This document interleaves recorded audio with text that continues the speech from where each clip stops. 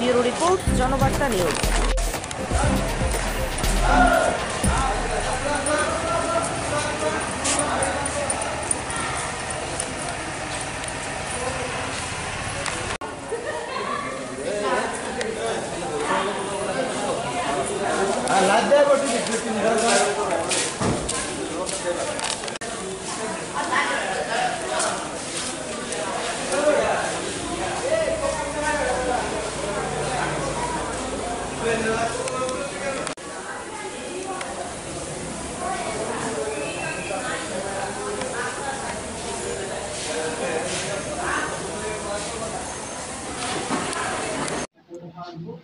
গুরু বৈষ্ণব ভগবানের অশেষ করুণায় আগরতলা স্থিত শ্রী চৈতন্য গৌরীমঠ জগন্নাথ মন্দিরে বিশেষভাবে আয়োজিত জগন্নাথদেবের স্নানযাত্রা পূর্বে হয়ে গেছে।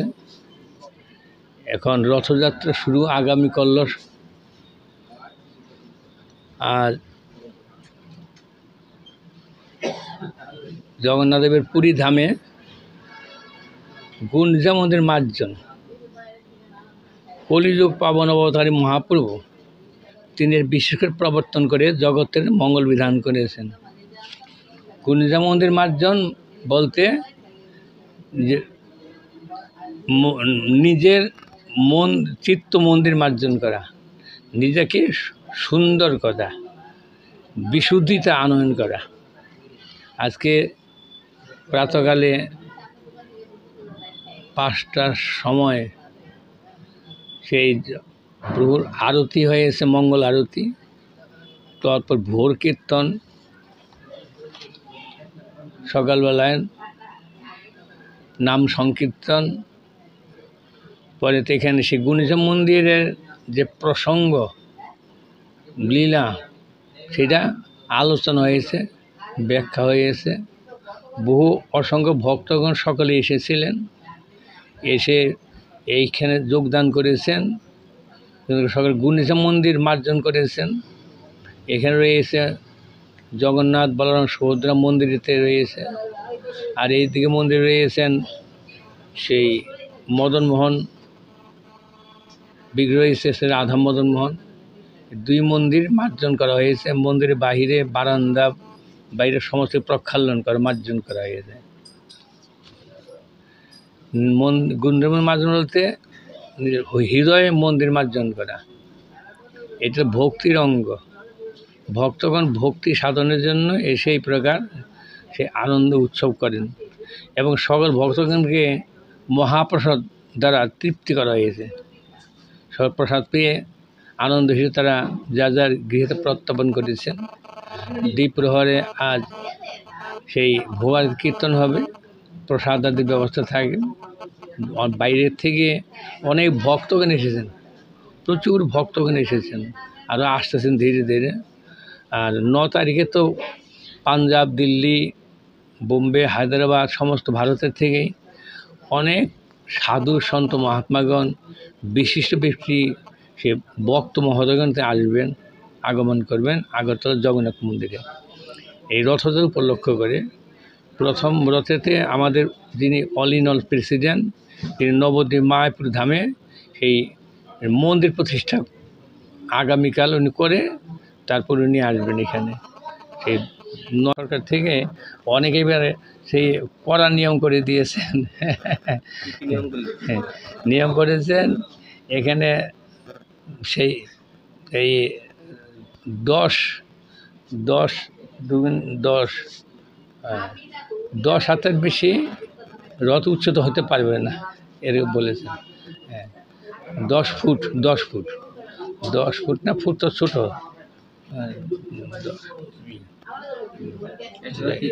মিটার 10 মিটার, 5 মিটার 5 মিটার 10 হাত হয়, 10 হাত 10 হাত 10 হাত কি 12 হাত রথের উচ্চতা হবে। এখান থেকে এবার নিয়ম করেছেন, কেন গত বছর কুমারঘাটে একটা যে ঘটনা হয়েছে তার জন্য সেই এখানে করেছেন। আর রথের মধ্যে কোনো আয়রন থাকতে পারবে না, হ্যাঁ এখানে কাঠের রথ করতে হবে, কাঠের রথ। আমাদের জগন্নাথ মন্দিরে কাঠের চূড়া বানিয়ে দেওয়া হয়েছে, কাঠ দিয়ে তৈরি করে সেইভাবে, এবং প্লাইউড দিয়ে করবার জন্য বিধান দিয়েছেন যাতে কোনো, এবং এইবার সরকার থেকে আমাদের রথের পিছনে সেই কারেন্টের গাড়ি দিচ্ছেন, বিদ্যুতের গাড়ি দিচ্ছেন, তারপরে আরও 2-3টা গাড়ি দিচ্ছেন এখানে, যে কোনো অসুবিধা না হয় সব দিকে সহযোগিতা করতেছেন।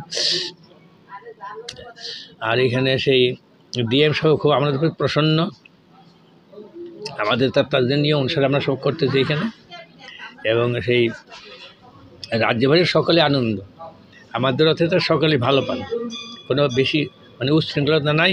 আর বহু সংখ্যক লোক এই ভক্ত এখানে আসেন, এখান থেকে প্রাচীন রাজার, তো এইটা রাজার তো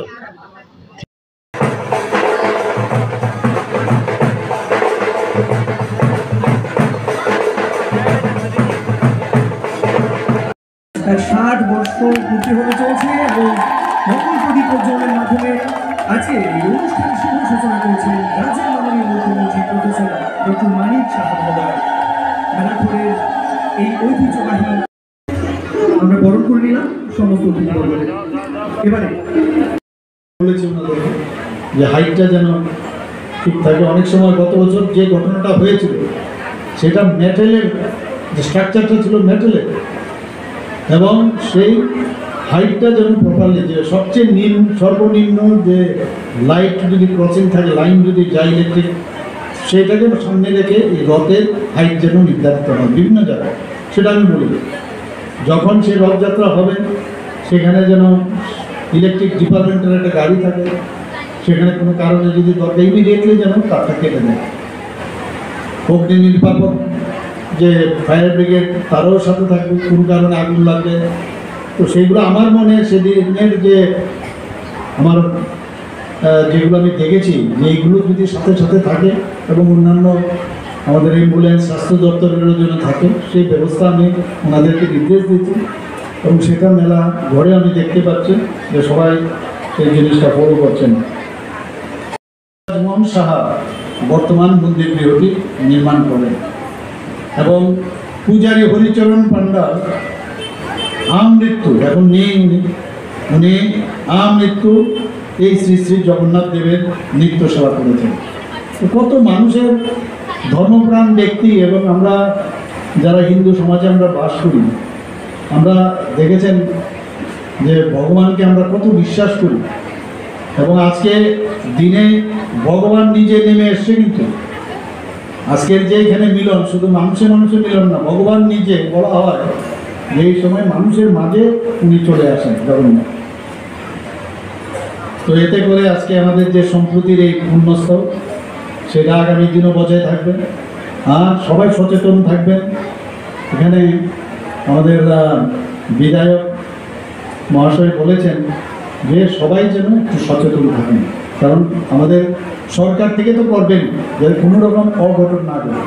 এই 9টা দিন সমানে আপনারা আজ থেকে আপনারা সবাই মিলে এখানে আনন্দ উপভোগ করবেন এবং ভগবানের আশীর্বাদ আপনারা নেবেন। এই কথাগুলো বলে হয় না, আমার কাছে যে মানে ডাটা আছে, প্রায় পৃথিবীর 160টি শহরে এই রথযাত্রা হয়।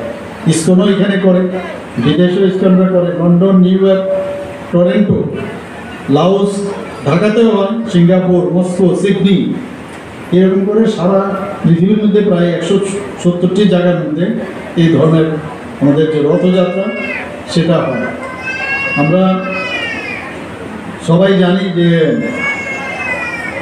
আমার কাছে যা খবর আছে, চাকলা রসুন বাদে থেকে যে বিগ্রহ সেখান থেকে এখানে চলে এসছে প্রায় 9 টন, তো এখানে আসার পর মানুষ এখন জানতে পেরেছে যে যখন দেশভাগের পরে এখানে বিগ্রহগুলো নিয়ে এসছিল, তো এখানে মহারাজ রাজধর মাণিক্য এই কুমিল্লায় যখন উনি স্থাপন করেন, এবং সেটা কিন্তু তখন কুমিল্লা ত্রিপুরার অংশই ছিল। সে চাকলা রোশনাবাদের ত্রিপুরার মধ্যে আছে। আমি প্রায়ই বলি যে পূর্ব ত্রিপুরাটাই যদি আমাকে এই ভারত ভাগ হওয়ার সময় যদি পুরো ত্রিপুরাটা আমাদের ভারতবর্ষে চলে আসতো, তাহলে অনেক সমস্যা যেগুলো আমাদের আছে সমাধান থাকতো।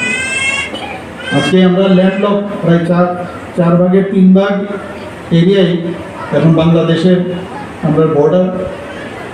তো সেই জায়গার থেকে আজকে কুমিল্লার যে রত্ন মাণিক্য 7 তলা 17 রতন মন্দির নির্মাণ করেন সেখানে। তারপর এই বিজেমাটা ছেড়ে যখন মানুষ পশ্চিমবাংলায় ত্রিপুরায় যায়, তখন এই জগন্নাথ বিগ্রহ বিনষ্ট হবে বলে সোনামুড়ার গ্রামতলী নিবাসী কৃষ্ণ ভক্ত প্রহ্লাদ দাস, আমি জানি না আপনারা সবাই যারা পড়াশোনা নিয়ে থাকেন হয়তো বা জানেন পুরনো লোক, এখনকার যারা ছোট ছোট ছেলে মেয়েরা আছে নাও জানতে পারেন। ইতিহাসকে সবসময় মনে রাখতে হবে।